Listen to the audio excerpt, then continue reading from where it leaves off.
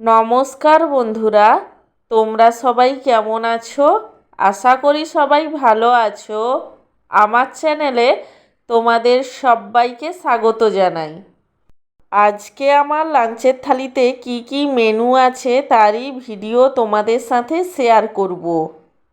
আজকে আমার লাঞ্চের থালিতে আছে গরম গরম সাদা ভাত, তার সঙ্গে আছে এক টুকরো পাতিলেবু, আর আছে বেগুন ভাজা, মৌরলা মাছের ভাজা এবং সব শেষে আছে আলু ও বেগুন দিয়ে মৌরলা মাছের ঝাল, যেটা সর্ষে বাটা দিয়ে বানিয়েছিলাম।